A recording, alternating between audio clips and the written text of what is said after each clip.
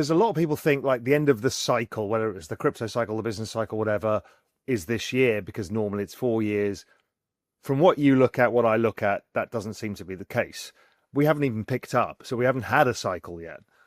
So we've got this kind of stretched out kind of, the K side of it has been very long and grinding, while the top side of the K is obviously rocketed with liquidity and financial conditions. The reason it was disruptive and how crypto and the VC world are aligned, if SaaS, those investments in SaaS don't come back, then they have a lot of money trapped in crypto already and in SaaS. And I believe that this has been an overhang that reminds me a lot coming out of the dot-com bubble, which took a long time to get out. And this overhang that's felt shows up in supply. What Bitcoin's going through at this point this year, we saw on Ethereum earlier in the year. We saw on Solana. There was just a lot of supply that had to have been investors and people that own businesses and things that still needed to liquidate in something.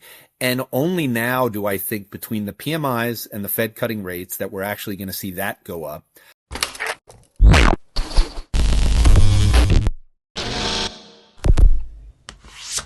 Hey guys, welcome to Everyday Finance.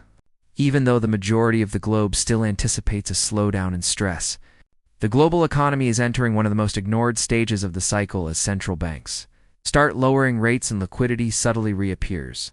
According to Raoul Pal and Jordi Visser, the general view is incorrect. We might be about to enter a unique scenario where declining rates and increasing growth coexist, providing the perfect setting for risk assets of all kinds. Visser points out that while markets are still preoccupied with concerns about China and concerns about stagnation, a new environment is already emerging. Propelled by increases in productivity driven by AI, significant infrastructure investment, and a flood of liquidity poised to enter the system, the Fed's shift is just the beginning. Years of postponed investment and refinancing will release a flood of new funds as rate reductions spread throughout the economy. Pal and Visser agree that investors are set up for failure because they are not taking advantage of the potential economic acceleration that comes with falling interest rates, which has historically led to significant increases in stocks, real estate, and digital assets like Bitcoin. The same forces that propel traditional assets higher also tend to accelerate crypto cycles in a market driven by liquidity. This conversation looks at why 2025 might be the start of a significant new liquidity surge, and how the upcoming stage might change markets in ways that few are expecting. Yeah, I get the same read of this. And the other thing is the ongoing refinancing of the debt means the ongoing liquidity. We're seeing China printing money. You know, all of that whole game, the everything code game, is still at play.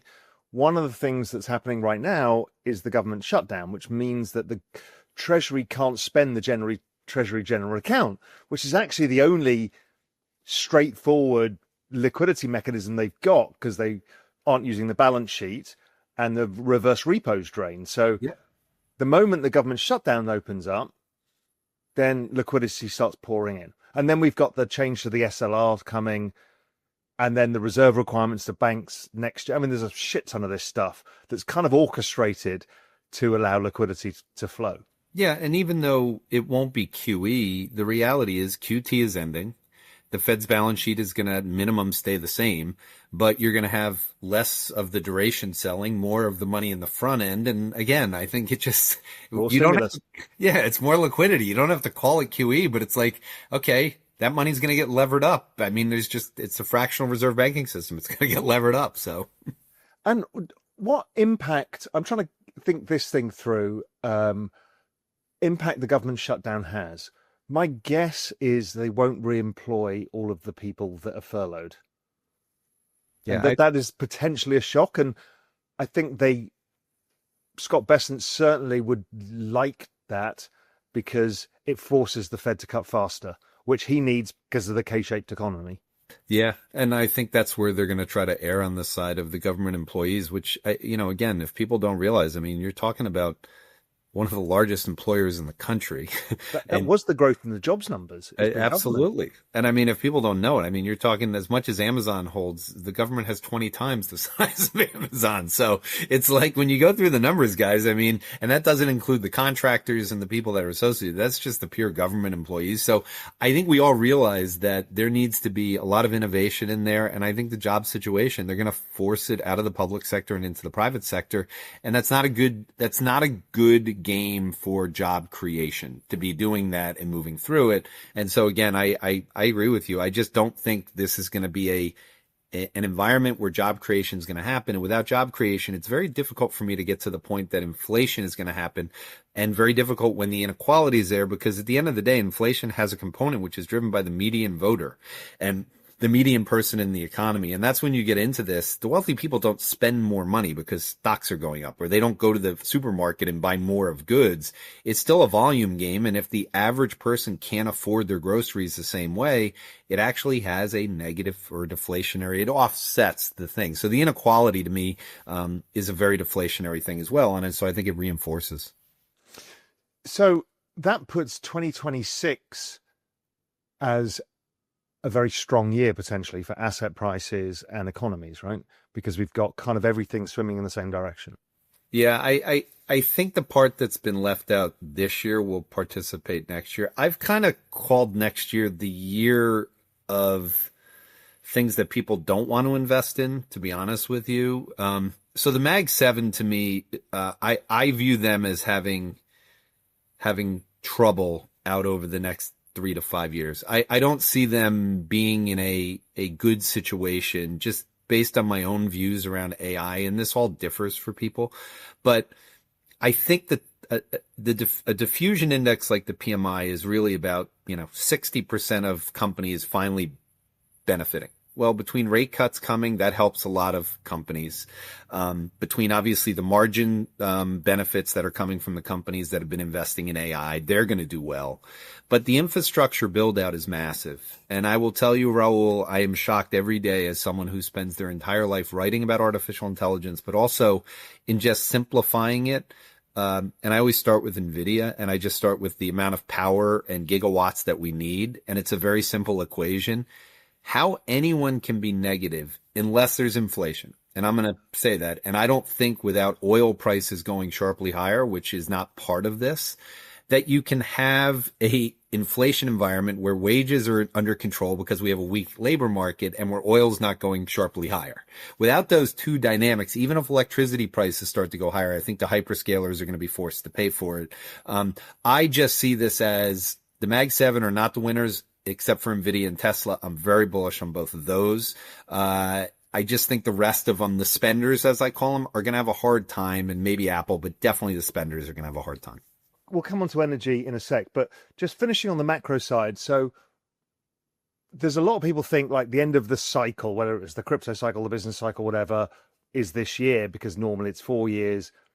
From what you look at, what I look at, that doesn't seem to be the case.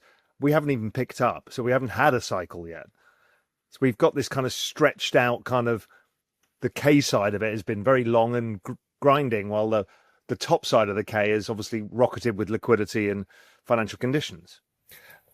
So I've spent a lot of time, because as I got, and I was telling Nico before we got on here that, my first event for crypto was at your event in Miami this year. And I got to meet a lot of people, and I got to learn a lot about, kind of what had happened. Now, those were traders. Over the course of this year, I've been more involved with meeting people, let's say that lost a lot of money in 2021 and 2022, that were on the investor side. I think one of the things that we all have to understand with inside the space is that 2022 really was a much more important event than we all realize, in terms of it causing a bear market without actually seeing it. Like, as far as I'm concerned, the K-shaped economy, that stuff on the bottom, it was really hurt badly by a bubble that happened in 21 and 22. And there's no way to put it. It was a bubble. And it was a bubble for VCs spending money on SaaS companies and on crypto. And I don't think we appreciate how when AI came in late 2022, that was also an incredibly disruptive force.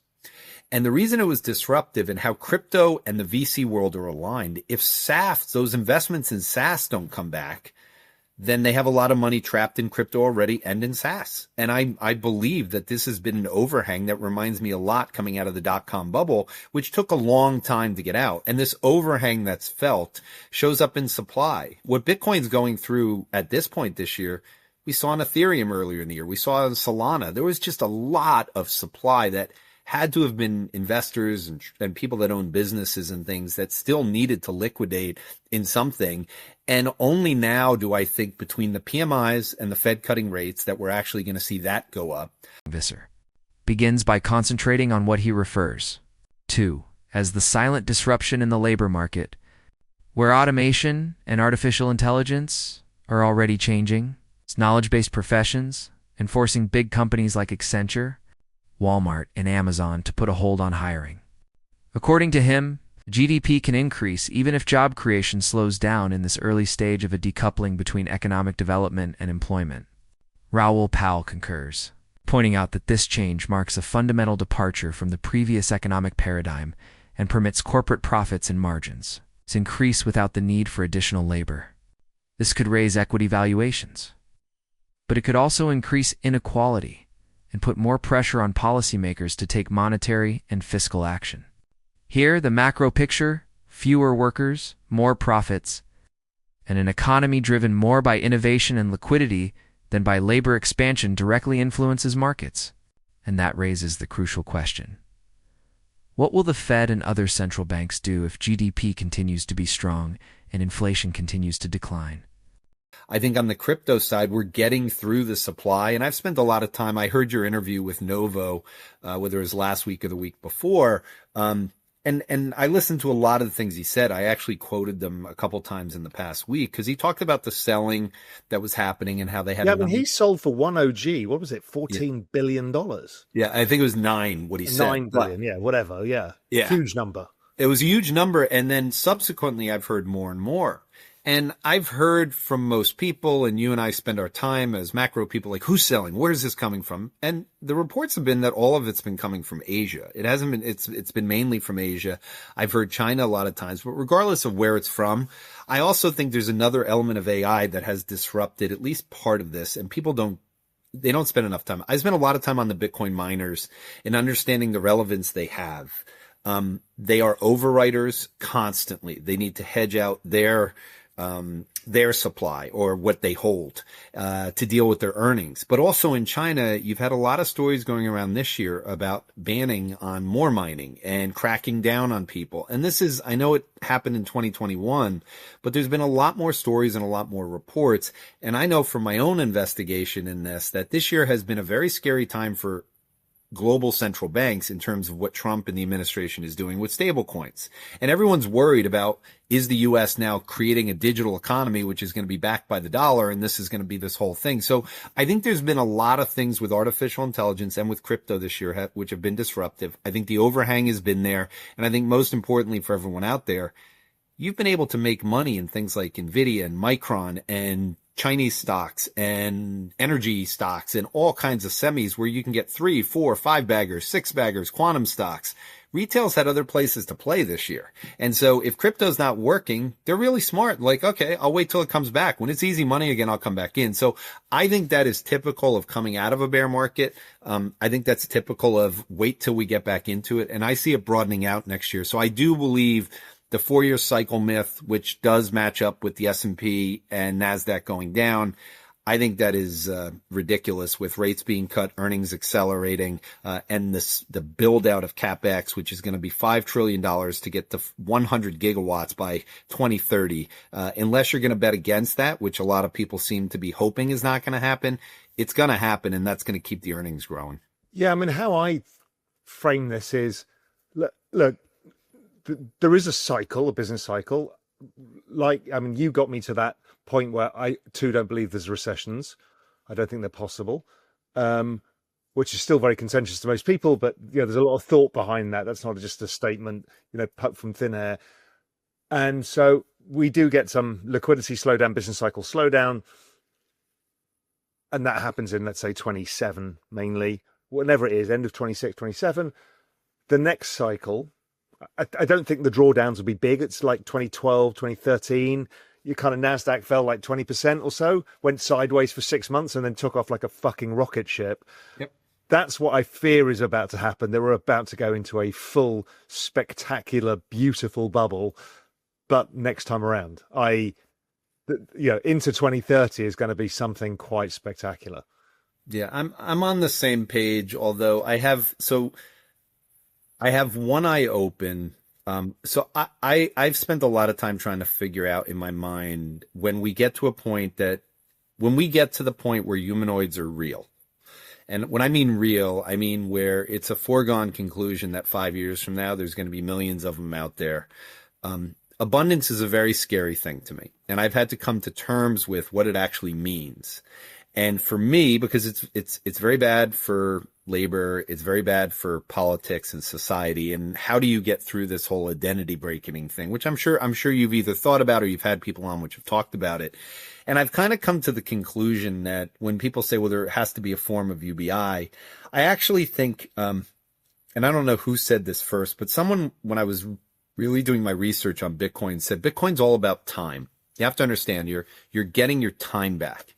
You know what's interesting about that is everything in the fiat system takes time. It's all about borrowing money for 20 years out. Well, if every day moves what used to be a year, then you're not borrowing money for the future because the future is completely unpredictable. So it doesn't happen. So eventually what goes on is the entire leverage in the fiat system has to come down. It has to.